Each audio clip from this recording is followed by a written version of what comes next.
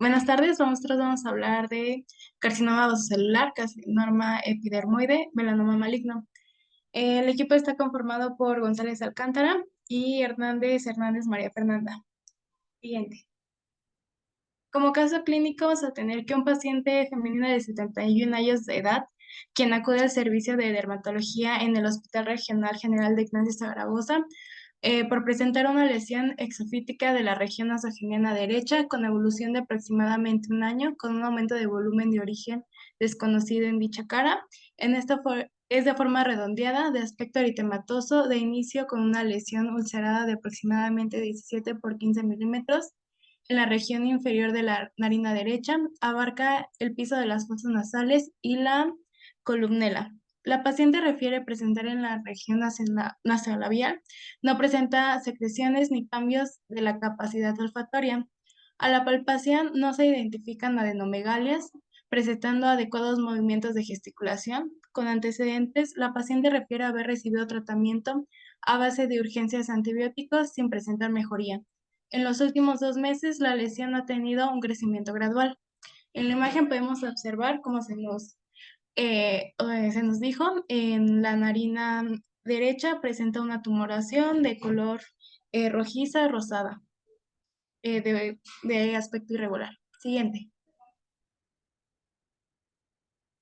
Vamos a empezar con carcinoma vasocelular. O carcinoma de células basales, epiteliomas vasocelular y vasolioma. Es una neoplasia epitelial de baja malignidad formada por células que se parecen a las basales, por cómo vamos a tener un estroma fibroso de localización preferentemente en la región centrofacial y se caracteriza por lesiones polimorfas bien delimitadas con un borde acordonado, muchas veces pigmentadas y son de crecimiento lento. Siguiente. Vamos a tener la epidemiología, que es la neoplasia maligna más frecuente en la piel, de 60 a 73% de los casos de alguna neoplasia en piel. Representa el 70% aproximado de cáncer cutáneo no melanoma. En México, los cánceres cutáneos ocupan el segundo lugar en frecuencia entre todos los cánceres, solo después del cáncer cervicouterino. Siguiente. Los factores de riesgo para carcinoma vasocelular va a ser una exposición del sol, que es el factor de riesgo más importante para el desarrollo de carcinoma vasocelular. Más adelante les explicaré el por qué. Los rasgos fenotípicos, vamos a tener que la piel, el cabello y los ojos claros y la capacidad deficiente para broncearse van a ser algunos indicadores de que puedan llegar a suceder carcinoma vasocelular por cuestiones fenotípicas. Los agentes fotosensibilizantes, como el uso de las tetraciclinas, bloqueadores de los canales de calcio y betabloqueadores o diuréticos tiazídicos. La exposición crónica al arsénico, ya sea en agua potable, mariscos o medicamentos contaminados, puede ser un factor igual muy importante. Siguiente. Asimismo, la radiación ionizante, que se usa en terapéuticas como acné o la rosácea, antecedentes familiares de carcinoma de células basales, se ve una implicación que familiares directos llegan a presentar carcinomas vasocelulares, puede ser sugestivo para un desarrollo, que podamos presentar algún desarrollo en ellos. Las variantes genéticas predisponentes, trastornos hereditarios y inmunosupresión como transporte de órganos sólidos y con la infección de VIH. Siguiente. Vamos a tener la fisiopatología. Se origina de una célula madre o progenitora que se encuentra en la capa basal de la epidermis. Em, de ahí se empiezan a desarrollar generalmente dentro del folículo piloso. Por otra parte, la radiación UV es el principal factor de riesgo, ya que es una acción inmunosupresora de la actividad de las células dendríticas. Además, va a ser mutaciones en el ciclo celular. Uno de los puntos más importantes es el gen supresor de tumores P53, que se ve afectado por las radiaciones. También vamos a tener el gen supresor de tumores TECH1 y SMO, que producen una regulación positiva en la vía de señalización. En HEADHUB se ha visto que están implicados en el desarrollo de carcinoma vasocelular. El gen de los mecanismos relacionados con el receptor de apoptosis CD99 o APO1 también impiden la eliminación de los tumores por los linfocitos T citotóxicos. En general, lo que va a hacer la aparición de los carcinomas celulares va a ser una afectación en el ciclo celular donde no se va a poder suprimir el desarrollo de estas células o la eliminación de estas. Siguiente. Con el cuadro clínico. Siguiente.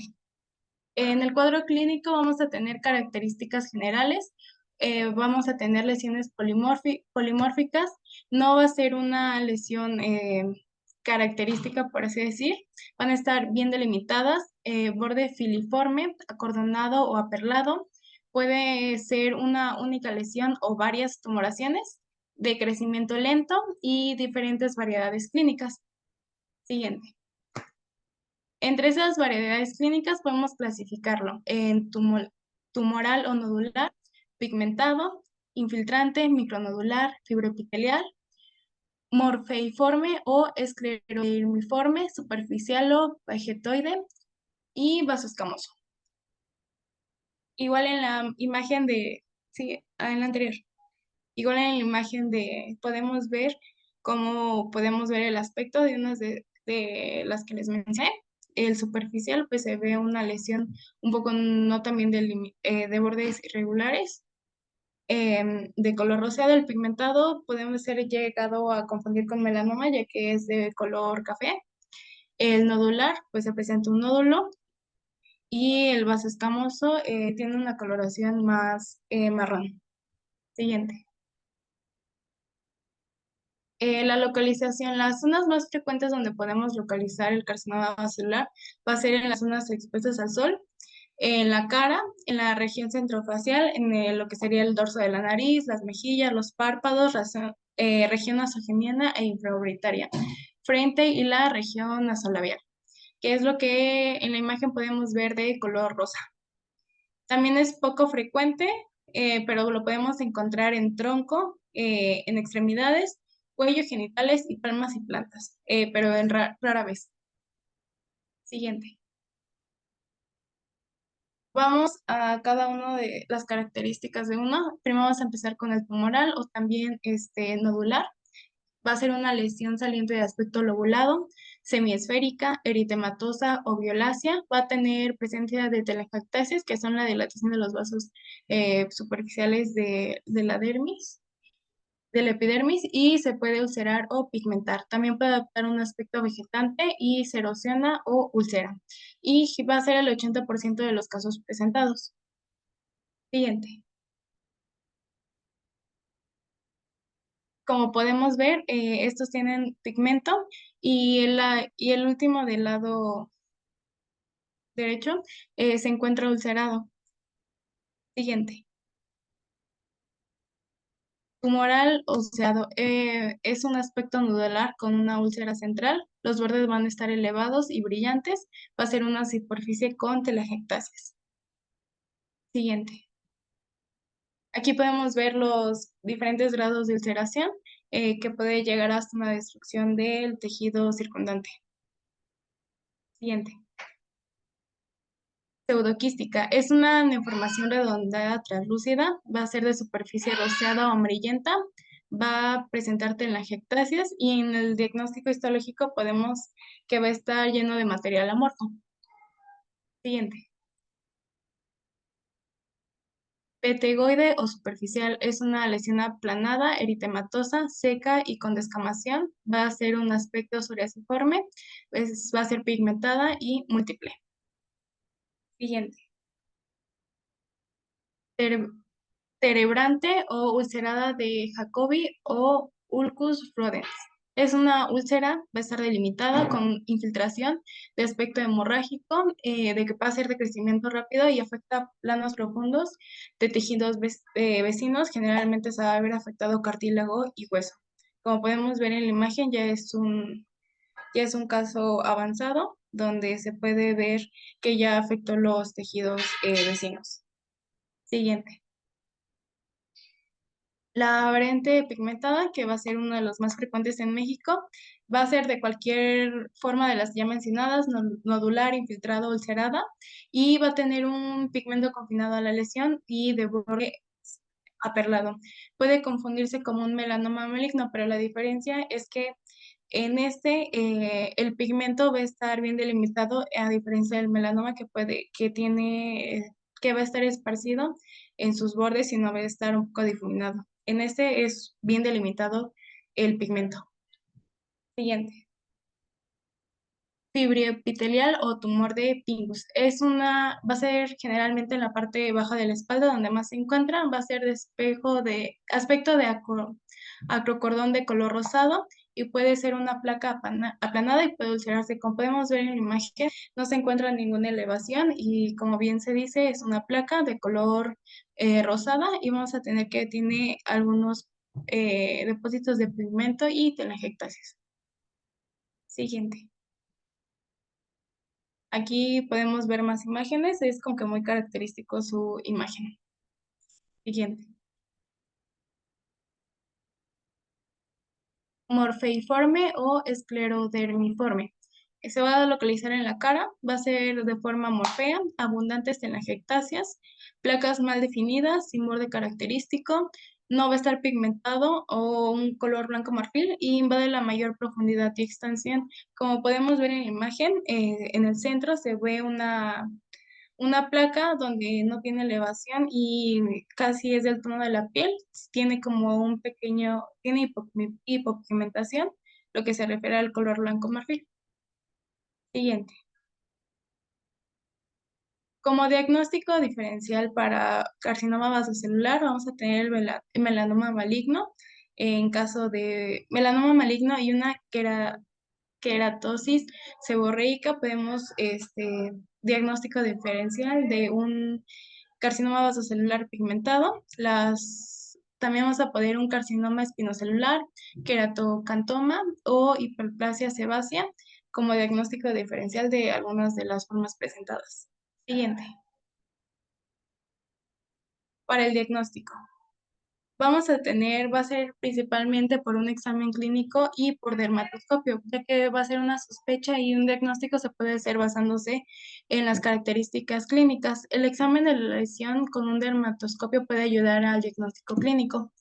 Las características dermatoscópicas va a ser una falta de red pigmentaria asociada con lesiones melanocíticas, la presencia de uno o más hallazgos característicos de carcinoma vasocelular que van a ser los nidos ovoides azul, grisáceo, múltiples glóbulos grises azulados, áreas en forma de hoja de acre, ulceraciones, erosiones. eh, También vamos a hacer necesario la biopsia para poder categorizarlo y para tener nuestro diagnóstico confirmatorio. Siguiente.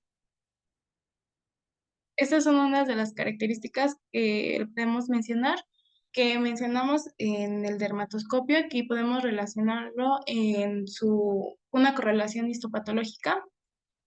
Siguiente. Lo mismo, según lo que nos presenta y la relación histopatológica que vamos a tener para poder clasificarlo. Siguiente. La biopsia se considera siempre necesario en la toma de la biopsia para la obtención de manera inequívoca del diagnóstico de carcinoma vasocelular. Si bien sí puede ser meramente clínico, pero sí se recomienda y se debe de hacer una biopsia para confirmar el diagnóstico y para poder categorizarlo, ya que de esto también dependerá de cómo la terapéutica a emplear. Y sobre todo siempre se va a hacer una biopsia si la lesión presenta características atípicas de carcinoma vasocelular, si el paciente carece de antecedentes de carcinoma vasocelular y las lesiones presentan características clínicas sugestivas de un carcinoma vasocelular de alto riesgo. Más adelante les explicaré la clasificación según del riesgo de recurrencia. Siguiente. Los datos histopatológicos se van a observar células semejantes a las basales, como ya lo vimos, pues proviene de esa capa. Vamos a tener que va a ser un citoplasma escaso y el núcleo grande y dispuestas en empalizados o paralelas entre sí. Van a formar cordones que se asemejan a pétalos, como lo podemos ver en la imagen superior. Se ve como forma pequeños pétalos en lo que está de color morado. También se encuentran escasas mitosis y no ocurre anaplasia. El estroma se dispone alrededor de de los grupos celulares y también podemos encontrar retracción del estroma, fibroblastos jóvenes y contenido amiloide, que van a ser los cuerpos coloides. Eh, la biopsia en realidad lo podemos hacer con hematoxilina y oxina y las células se van a ver moradas, se van a ver muy moradas. Siguiente. Lo que podemos observar aquí es como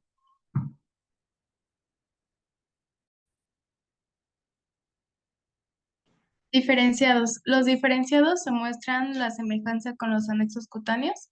Vamos a tener los queratócicos cuando se diferencian hacia estructuras pilosas, los quísticos si se diferencian hacia glándulas sebáceas, los adenoides si va a ser parecido a las glándulas sudoríparas. Siguiente. Las características. Como ya les mencioné, tiene diferentes clasificaciones. Entonces, en algunos vamos a encontrar unas especificaciones. En los ulcerados se van a ver gran cantidad de infiltrado.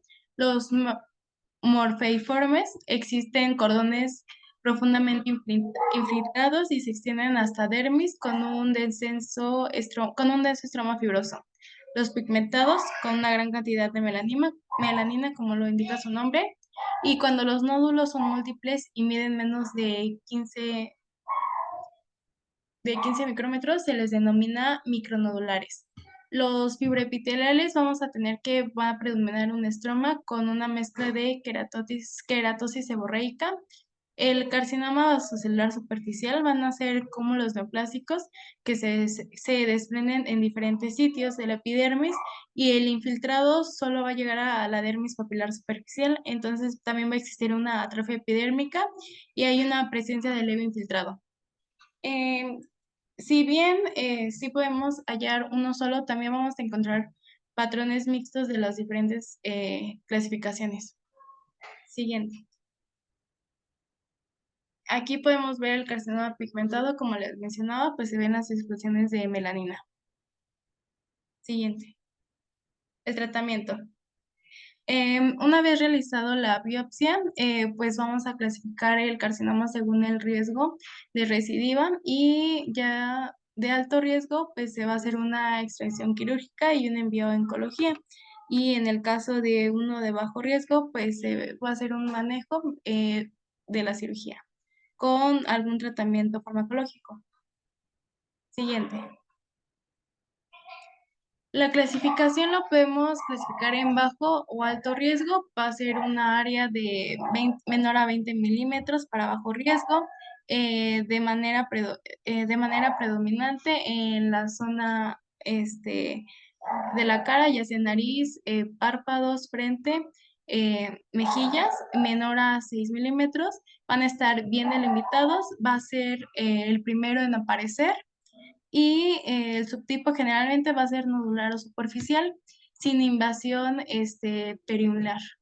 De alto riesgo vamos a tener que va a ser áreas mayores a 20 milímetros y en la región de la cara mayores a 6 milímetros. Van a estar mal delimitados y no va a ser la primera lesión a aparecer, ya tiene antecedentes de otros carcinomas vasocelulares.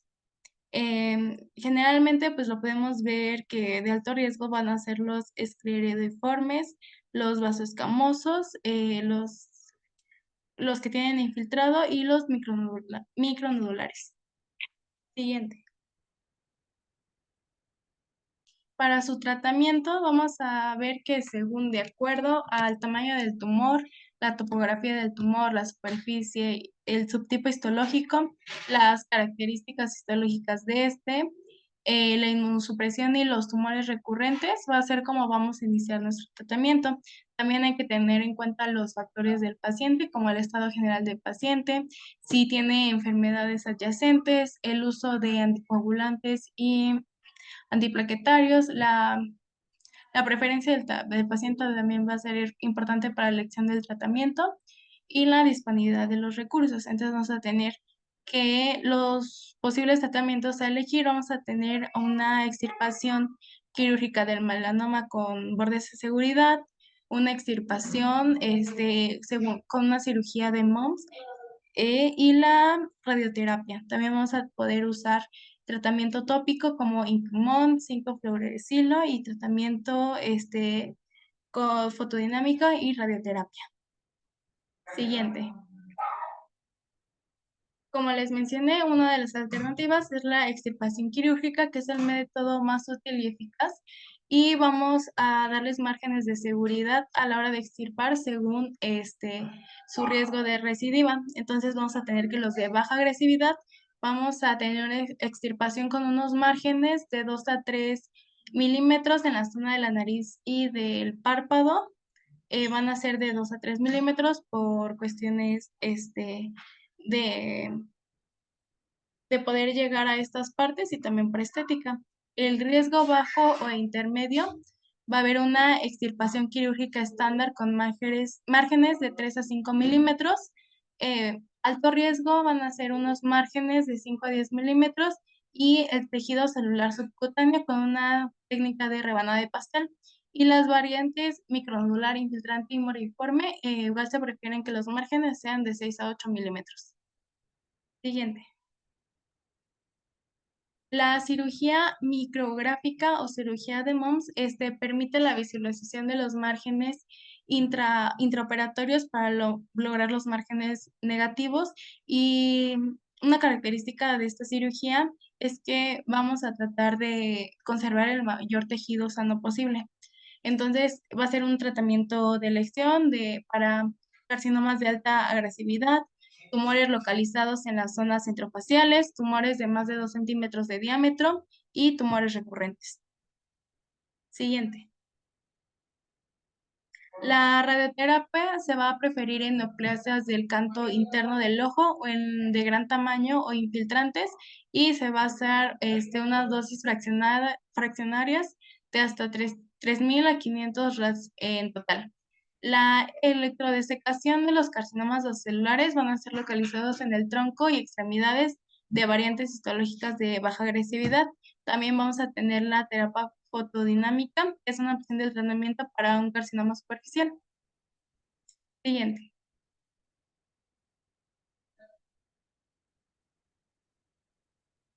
El tratamiento no quirúrgico, el tratamiento tópico, el de preferencia es el Inquimod en adultos con carcinomas vasocelulares no candidatos a tratamiento quirúrgico, pero también te puedes usar para antes de una cirugía, para la extirpación para reducir el tamaño.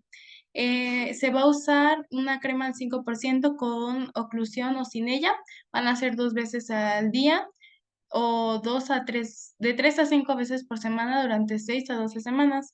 Otro fármaco que se recomienda es el uso de Bixmodegib, que va a ser un fármaco oral que se usa para el tratamiento de carcinoma avanzado y metastásico. Siguiente. El pronóstico del carcinoma celular raramente hace metástasis, pero sí puede generar destrucción del tejido circundante, como el tejido subcutáneo, cartílago y hueso, es lo que más se ve afectado.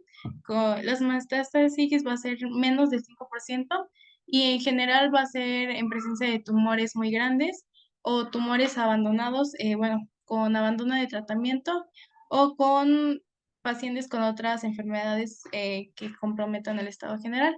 Y los sitios más comunes van a ser los ganglios linfáticos regionales, el hueso y los pulmones, donde se hace metástasis. Siguiente.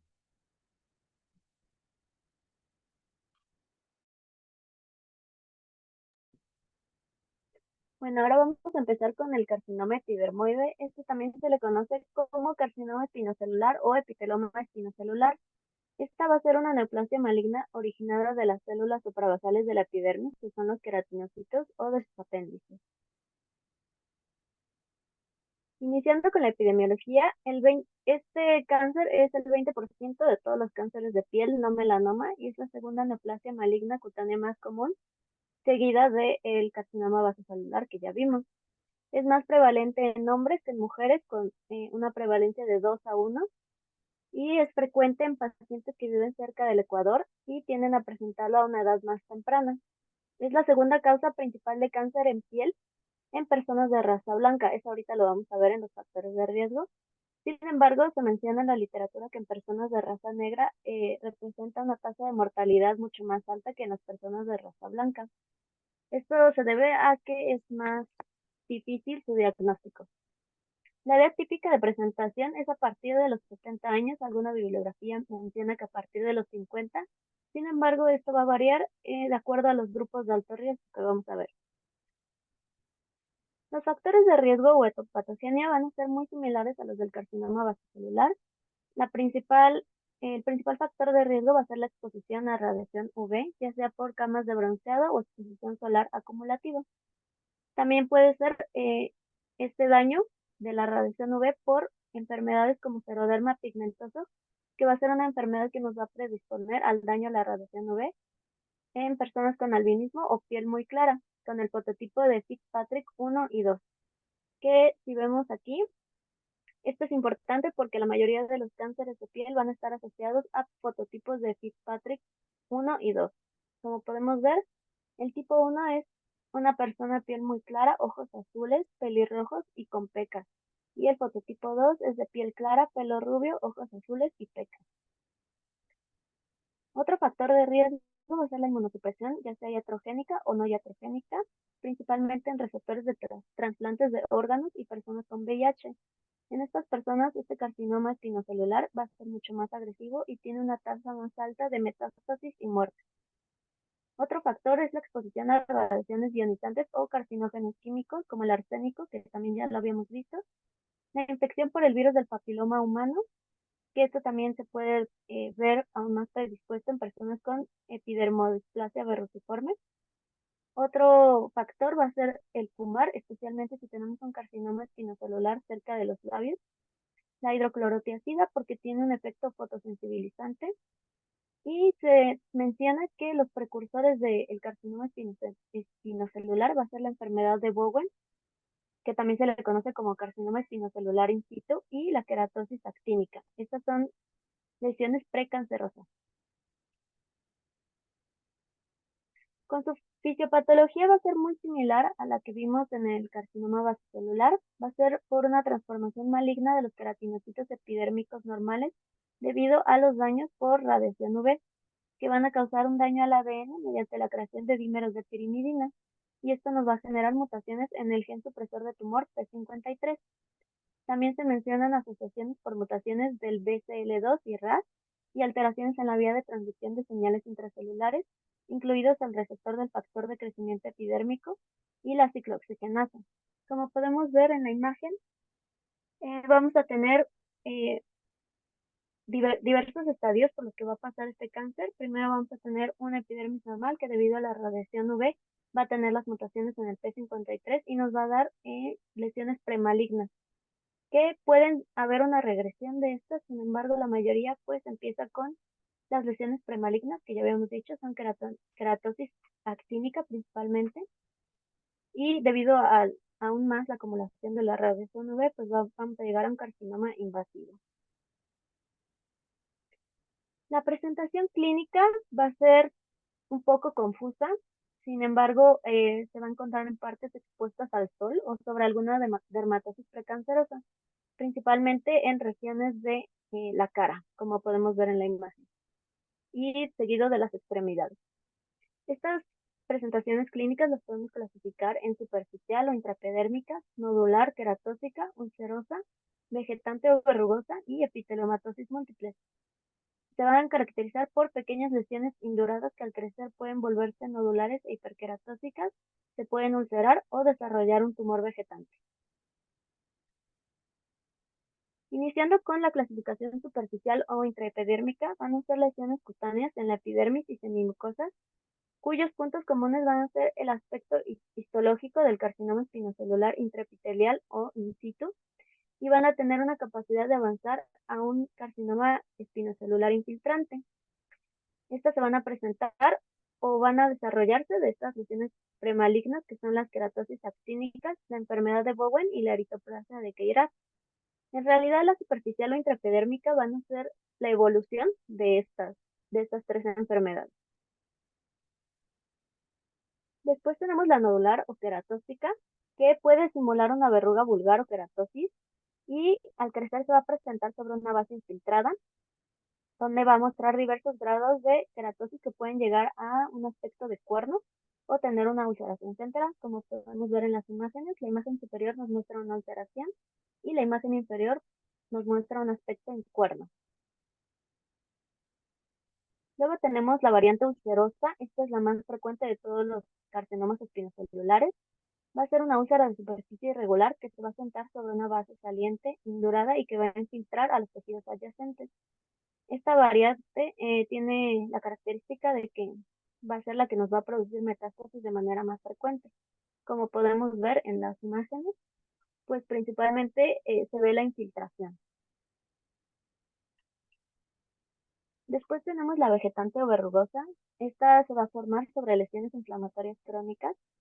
Se va a formar la masa vegetante de hasta 10 centímetros o más y es común que se presente sobre cicatrices de quemaduras, en úlceras de piernas, en micosis profundas o en enfermedades granulomatosas como el lupus eritematoso discoide. Tenemos una clasificación según el sistema TNM que nos habla de tumor, ganglios linfáticos y metástasis para clasificar las lesiones. En este caso, pues obviamente la clasificación que esté en los números 4, 3 y 1 van a ser pues estadios avanzados de este cáncer. Vamos a también tener una clasificación del carcinoma espinocelular de alto riesgo. Esto se va a definir como aquellos que tienen un riesgo de recidiva, metástasis ganglionares a distancia mayor del 5%, en bases características del tumor y factores del propio paciente.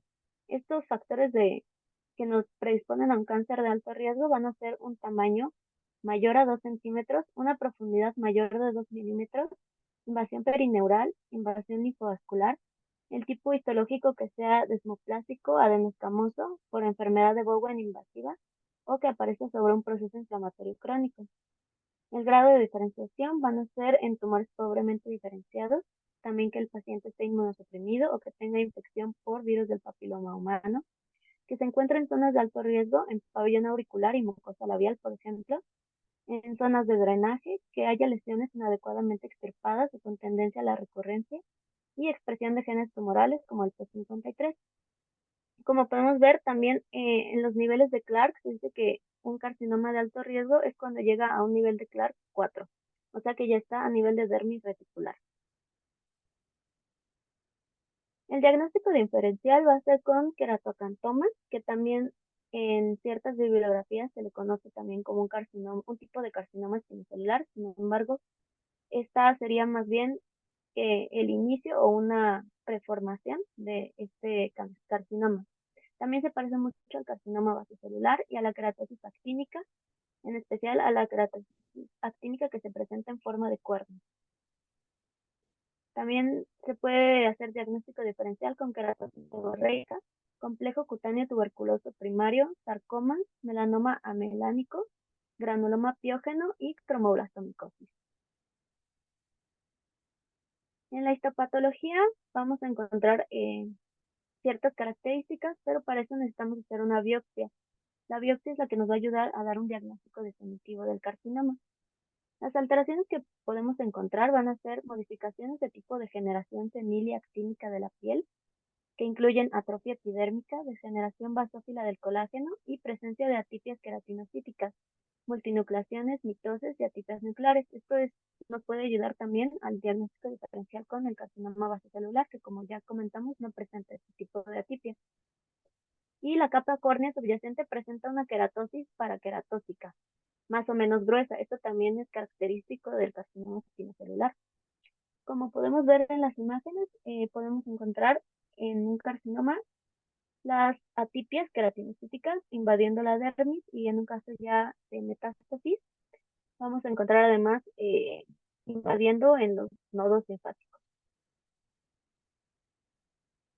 Para medir el grado de agresividad tenemos la clasificación de Broder, que nos habla, de acuerdo al grado de diferenciación celular, son 4 grados, y si tenemos un grado 1, nos habla de que está muy bien diferenciado, entonces el riesgo no es muy alto, no es muy agresivo el cáncer. Si ya estamos en un grado 4, en donde en menos del 25% de las células son diferenciadas, entonces nos habla de una agresividad mayor. Otra forma de diagnóstico que tenemos es la microscopía electrónica, en donde vamos a encontrar reducción del número de desmosomas y tonofilamentos. Y en la dermatoscopia vamos a encontrar, dependiendo si es un carcinoma in situ, como en la enfermedad de Bowen, podemos encontrar vasos puntiformes y oglomerulares, escama difusa y microerosiones. Si ya es un carcinoma invasor, vamos a encontrar vasos en horquilla, vasos lineales irregulares, aberturas foliculares con doble halo o forma de diana, áreas blancas desestructuradas, tapones y o masa o costra central de queratina. El tratamiento. De manera general, si hay un carcinoma de bajo riesgo en el tronco y las extremidades, se prefiere una electrodesecación y legrado. Si es un carcinoma invasivo, se prefiere la incisión quirúrgica y cirugía micrográfica de Mohs, que también puede estar coadyuvada de radioterapia. Ahora vamos a desglosarlas un poquito más. Si decidimos utilizar quimioterapia, va a ser como adyuvante en casos de mayor riesgo, como ya lo habíamos visto en la clasificación de Brodess, que sería un tipo 4. En la quimioterapia podemos utilizar inhibidores del receptor de factor de crecimiento epidérmico o una quimioterapia sistémica en un caso ya metastásico.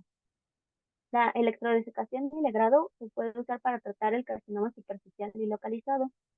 La decisión estándar va a ser en carcinomas primarios que van a carecer de características de alto riesgo y van a estar ubicados donde las áreas de preservación del tejido no es crítica. La cirugía micrográfica de Mohs se va a utilizar en carcinomas en el que se necesite preservación del tejido, en un carcinoma mal definido o en tumores recurrentes de alto riesgo. La radioterapia generalmente se usa como adyuvante, sin embargo se puede usar como tratamiento primario para el carcinoma en personas que no se pueden someter a una decisión quirúrgica. También se puede utilizar radioterapia postoperatoria para tumores que presentan una invasión perineural u otras características de alto riesgo y para aquellos que involucran una metástasis regional.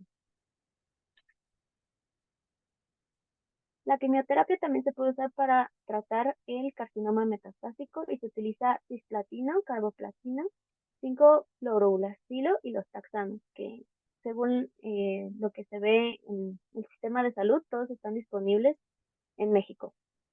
La inmunoterapia del carcinoma avanzado va a ser por inhibidores del ligando de muerte programada o PDL1, que fue aprobado por la FDA, el inhibidor de PDL1 llamado Semiplimab, que también ya acaba de ser implementado en el sistema de salud de México para pacientes con cáncer metastásico o localmente avanzado. Y obviamente en pacientes que no van a ser candidatos para la cirugía curativa o radiación curativa. Otro medicamento inhibidor del PDL1 va a ser el pembrolizumab o Keytruda, que se va a usar en pacientes con cáncer recurrente o metastásico que es incurable mediante la cirugía o radiación. También podemos tener un tratamiento preventivo, que este va a ser el principal para disminuir la mortalidad y la incidencia de este cáncer, que se debe hacer sobre las lesiones cutáneas precancerosas, como ya lo habíamos dicho, la enfermedad de Bowen y queratosis actínica. Puede ser por aplicación tópica del 5-fluorouracilo o imiquimod, crioterapia con nitrógeno líquido, electrocauterio y legrado, diclofenaco sódico, en queratosis actínica. Y la prevención, como ya lo habíamos visto, el principal factor de etiopatogenia de este cáncer va a ser la exposición a rayos ultravioleta, entonces se debe evitar la exposición excesiva al sol, ya sea de fuentes artificiales como las camas de bronceado o por actividades al aire libre, por lo que también se recomienda utilizar protector solar y ropa protectora. Aquí está un diagrama de como forma de resumen de todo lo que ya vimos del tratamiento. Y ahora iniciando con el melanoma maligno, este va a ser el último carcinoma que vamos a ver. Es un tumor maligno derivado de los melanocitos y puede encontrarse ya sea en piel, en este caso en la unión dermoepidérmica, en las mucosas, en el tracto gastrointestinal, que incluye el área anal, genitourinario y mucosas nasal o nasofaringea. Y en el ojo se encuentra principalmente en el tracto uveal, pero también puede encontrarse en la conjuntiva, iris, cuerpo ciliar o coroides. La epidemiología del melanoma es que representa aproximadamente el 1% de los cánceres de piel. Sin embargo, es el responsable de la gran mayoría de las muertes por cáncer de piel. En México, de acuerdo al Global Cancer Observatory o GloboCan de 2022, hubo 2.198 nuevos casos, que representa aproximadamente el 1.1%, ocupando el lugar número 20 en la lista de todos los cánceres. En este año se registraron 833 muertes y esto nos dice que ocupa el tercer lugar entre los cánceres de piel con un 14.1%. Se puede presentar a cualquier edad, sin embargo, la edad media de diagnóstico es de los 45 a los 60 años, pero ha habido un aumento de la incidencia en población joven, especialmente en mujeres de 20 años, por el uso de camas de bronceado. Los factores de riesgo que tenemos es que haya más de 5 nevus atípicos, o sea, lunares, que haya más de 50 nevus comunes, la piel clara, que sea un paciente con piel clara, ojos azules o verdes, pelo rubio o pelirrojo, que es como ya lo habíamos visto, los fototipos de Fitzpatrick 1 y 2, que presenten quemaduras solares intensas, especialmente antes de los 14 años, que haya una exposición a radiación ultravioleta en camas de bronceado, que haya un historial de melanoma personal o familiar, o que tengan un nevus congénito gigante que se caracteriza porque tiene que ser de más de 20 centímetros. La fisiopatología del melanoma se va a presentar porque tiene dos fases de crecimiento, la radial y la vertical. Como podemos ver en la imagen, igual hay diferentes estadios. Puede empezar con un nevus benigno, un lunar benigno, que puede después convertirse a uno displásico y después va a iniciar la fase de crecimiento radial. Esta se caracteriza porque las células malignas o los melanocitos van a empezar a crecer de forma horizontal en la epidermis. Y si progresa, va a haber una fase de crecimiento vertical en el que los melanocitos malignos van a invadir a la dermis y van a desarrollar la capacidad de la metástasis. Y por último, pues ya se presenta un melanoma metastásico. Clínicamente, las lesiones las podemos clasificar de acuerdo a la profundidad en delgado de 1 milímetro o menos, que sería más en un crecimiento radial, moderado de 1 a 4 milímetros de profundidad y grueso mayor de 4 milímetros, que ya sería un crecimiento vertical o ya un melanoma metastásico. Aquí tenemos otra imagen de la evolución que empieza con un nevo benigno, un nevo displásico, un melanoma en fase de crecimiento radial, un melanoma en fase de crecimiento vertical y ya la metástasis, que como se ve en los cortes transversales de biopsia de piel, pues ya se ve este pigmento característico.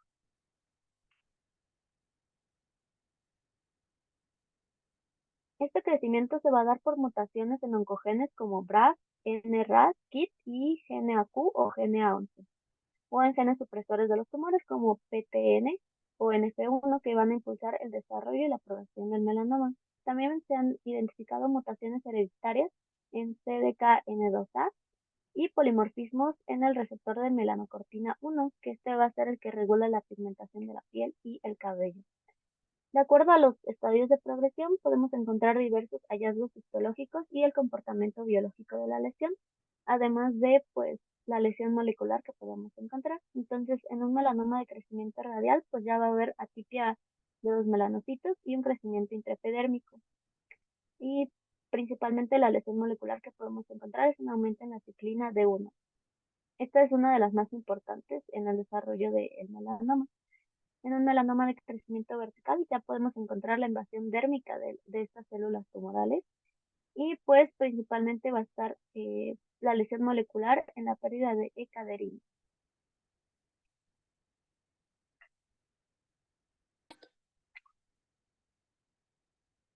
El cuadro clínico que se presenta en un melanoma maligno, vamos a tener que va a afectar la piel en un 90%, los ojos en un 9% y las mucosas en un 1%. Entonces va a ser que va a predominar en espalda, piernas y regiones subunguales. En México afecta a las extremidades inferiores casi los 50% de los casos, pie y ya en menores casos cabeza, tronco y extremidades superiores y cuello. Siguiente. El melanoma se va a caracterizar por una tumoración pigmentada cuyo color varía de café a marrón oscuro a negro, con una salida de pigmento hacia la piel circunvencina y los bordes van a ser irregulares. El tamaño puede variar de algunos milímetros a varios centímetros y un inicio de una superficie lisa que después se va a ulcerar y se cubre por costras cosanguíneas. Pueden haber sensaciones de dolor y prurito en las lesiones satélites y la evolución va a ser rápida y progresiva. Siguiente. Vamos a poder dividirlo en lentigo maligno o melanosis precancerosa de Dubreuil o peca melanódica de Hutchinson. Entonces, va a ser el menos agresivo, va a presentarse en el sexto año de vida, va a estar en zonas expuestas al sol, como la piel con fotodaño, principalmente en la cara de las mejillas y el cuello, aunque puede afectar las mucosas por contigüidad y puede evolucionar hacia melanoma del índigo maligno. Se inicia como una lesión plana de color café que se va oscureciendo y va a crecer con lentitud hasta alcanzar unos 7 centímetros aproximadamente y muestra elevaciones oscuras con hiperkeratosis y ulceraciones. Siguiente. El melanoma de extensión superficial va a ser constituido por el 40-50% de los melanomas. Se presenta en el cuarto o quinto año de vida a partir y va a ser común en la espalda en los varones y en las mujeres va a predominar en las piernas. Va a ser para una lesión que mide de 2 centímetros de diámetro promedio. Va a ser plana, poco infiltrada y a menudo arciforme de bordes y pigmentaciones irregulares y de color café rojizo, azul grisáceo o negro y puede ser múltiple. Como vemos en la foto, se encuentra de un aspecto rojizo café. Los bordes van a estar más delimitados y se puede ver como no es una tumoración y a los lados van a estar el color rojizo. Siguiente. El melanoma nodular va a ser una forma agresiva, va a ocurrir en el quinto o sexto año de vida y predomina en tronco en los varones. Como su bien lo dice, va a ser un nódulo que va a ser más de 6 centímetros, 6 milímetros, va un color característico café o azul oscuro o negro, va a tener una superficie lisa, puede ulcerarse o forma vegetante, va a tener bordes irregulares que se asienta con frecuencia en la piel normal. Siguiente.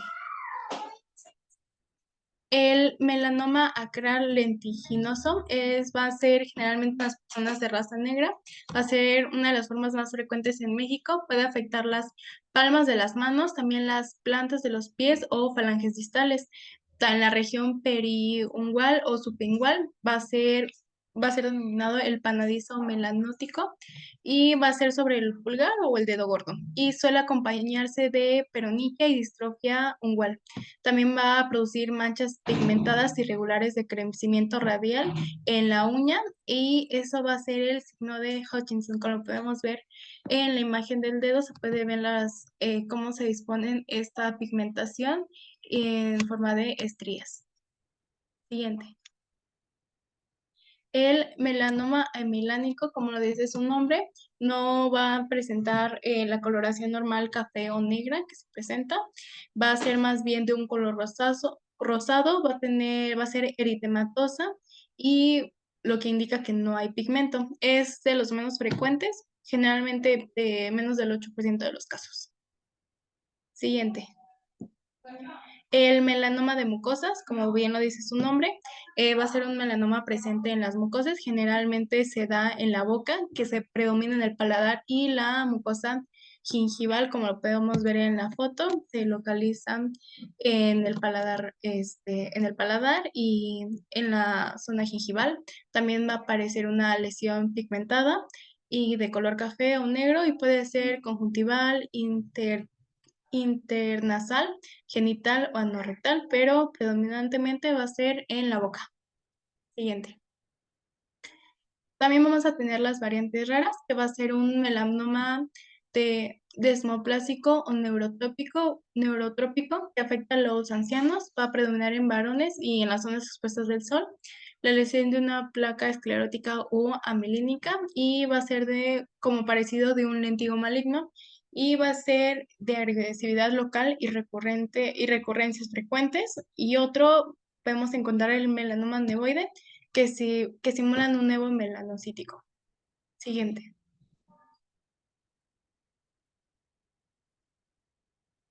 La metástasis del melanoma tiene gran tendencia a metástasis y generalmente el melanoma va a ser metástasis principalmente a pulmones e hígados. Vamos a ver que tiene gran tendencia a la metástasis y pues va a ser por diseminación por ganglios linfáticos o por vía hematógena. Siguiente. En los diagnósticos diferenciales va a ser principalmente a los tipos de nevo, ya sea azul, de un compuesto o intradérmico, el queratoacantonoma, el carcinoma vasocelular pigmentado, el granuloma piégeno, carcinoma espinocelular, sarcoma de Kaposi y lentigo solar. Siguiente. Para su diagnóstico, la parte inicial va a ser los datos clínicos y con el uso de la dermatoscopía. Para los hallazgos clínicos podemos guiarnos por la clasificación ABCDE, que va a ser la asimetría, que vamos a comparar entre un EVO y un melanoma. Vamos a tener la A, que va a ser de asimetría. Generalmente los melanomas son asimétricos, los bordes, en melanoma bordes irregulares, el color, no van a ser un color no homogéneo, dos o más tonos. El diámetro va a ser mayor a 6 milímetros y la evolución va a ser cambios en el tamaño y forma de color o en con otro aspecto. Y la dermatoscopía, vamos a ver características de retículo pigmentado atípico, gránulos marrones atípicos, mancha de pigmento periférica, que es lo que les mencionaba en el carcinoma vasocelular que el carcinoma vasocelular pigmentado va a estar bien delimitado y en el caso del melanoma pues van a haber manchas de pigmento de sus alrededores. También vamos a tener que tener proyecciones irregulares, estructuras de regresión. Generalmente las estructuras de regresión va a ser de color blanquecino o de color azul. Un retículo negativo, un velo azul blanquecino, áreas rojo lechosas, patrón en arcoíris y vascularización atípica. Siguiente. Se debe de hacer siempre biopsia para nuestro diagnóstico. El tipo de biopsia que podemos realizar va a ser una biopsia por excisión o completa, que van a ser, em, generalmente va a ser un márgenes de piel de 1 a 3 milímetros hasta la profundidad. En la porción más gruesa de la lesión se va a sacar toda la lesión como podemos ver en la imagen, en la imagen superior. Y en la otra opción que tenemos, que es la biopsia incisional, que generalmente va a ser para melanomas que están en regiones de difícil acceso y también en melanomas muy grandes, donde solamente se va a tener una parte del tumor. Siguiente. Los datos histopatológicos que vamos a encontrar van a ser en la alteración de la unión dermoepidérmica. Los melanocitos van a tener mitosis anormales. También va a haber una importante depósito de melanina. Vamos a ver que la dermis va a tener un infiltrado inflamatorio, lesiones grandes, porcocircunscritas y van a ser asimétricas. También vamos a tener que los nidos de melanocitos van a ver de tamaño y van a ser confluyentes. Como podemos ver en la imagen, podemos ver los depósitos de melanina y también como las alteraciones en la unión y el infiltrado inflamatorio. Siguiente. Para los datos que nos arroje la biopsia, también podemos clasificarlos según la clasificación de Clark para evaluar el nivel de invasión, que vamos a tener 5 estadios, bueno, 5 divisiones. que la primera va a ser intraepidérmica hasta la dermis papilar, la siguiente toda la dermis papilar hasta la dermis reticular y hasta los hipodérmicos. Ahí está la hipodermis. Va a ser la profundidad que va a abarcar el tumor. Y otra que podemos usar según para el espesor de la lesión o va a ser índice de Breslow, que vamos a tener igual 5 estadios según la profundidad de la invasión. Siguiente. También otro herramienta útil para el diagnóstico va a ser la inmunohistoquímica, que puede ser útil para confirmar el origen del melanocito de las lesiones difíciles. Y los marcadores más utilizados vamos a tener que va a ser la proteína fijadora de calcio S100, el MART1, que es un antígeno diferenciado de los melanocitos, el HMB45, que es un complejo de GP100, y en MIT1, que es un regulador de la transcripción, la tirosina, SOX10, que es un factor de transcripción proteica, y PRIM, que es una proteína unida a la membrana implicada en la respuesta de las células T. Siguiente. El tratamiento. El objetivo es lograr el control y evitar la recurrencia del sitio de origen. Vamos a tenerla confirmado con biopsia y se realiza operaciones en lapso de 1 a 2 semanas después de la biopsia. Los márgenes quirúrgicos para el tratamiento del melanoma se van a establecer según la escala de Breslow, donde los márgenes laterales van a ir de 5 milímetros cuando el melanoma es in situ, menor o igual a 1 milímetro. Los márgenes van a ser de 1 milímetro, de 1 a 2 milímetros el melanoma, igual se va a dejar un margen de 1 a 2 milímetros, y cuando sea mayor de 4 milímetros, los márgenes serán de 3 milímetros. También podemos implementar la cirugía micrográfica de MOMS, que como ya se mencionó anteriormente, permite una mejor eh, que el tejido circunscrito tener la mayor cantidad de tejido sano y también encontrar los márgenes negativos. Siguiente. El tratamiento del melanoma metastásico a órganos distantes, vamos a dar descarbazina o interleucina 2, que las cuales se producen solo en respuestas tumorales, y imiplumab, que es un anticuerpo monoclonal contra el antígeno de linfocitos T citotóxicos, Bemurafenib, que es un inhibidor del BRAF, Tratamenib es un inhibidor de MEK o mitógeno activador de proteína sinasa, o Imitanib, que es un inhibidor de tirosina sinasa. Esto se va a dar para el melanoma cuando ya está en metástasis. Siguiente. El diagnóstico de melanoma implica una vigilancia posterior y educación del paciente. Va a ser con el uso de luz solar y el uso de protectores solares y uso de filtros, una menor exposición al sol y cubrirse para evitar recidivas y que se extienda. Siguiente. Y ya por último vamos a dar una resolución al caso clínico. En este caso a la paciente se le realizó una biopsia incisional con un resultado histopatológico correspondiente a un carcinoma vasocelular. Se encontró infiltrado inflamatorio con proliferación de células basales paralelas entre sí, con penetración hacia la dermis, escasa mitosis y anaplasia, y rodeado por fibroblastos, colágeno y capilares dilatados. También se realizó una tomografía computada de cabeza y cuello, en donde se aprecia engrosamiento del tejido celular subcutáneo en la región labial, aproximadamente de 6 milímetros de diámetro, bien delimitados, sin compromiso óseo. Los senos paranasales no tenían datos de ocupamiento y había ausencia de cadenas ganglionares infiltradas, por lo que fue referida a los servicios de oncología quirúrgica y cirugía maxilofacial, en donde se dio inicio a un protocolo quirúrgico para la excisión de la lesión y la reconstrucción nasolabial. Y como podemos ver en las imágenes, pues se realizó la excisión quirúrgica de este carcinoma vasocelular y posteriormente solo necesitó vigilancia. Y esas fueron nuestras referencias y es todo de nuestra parte.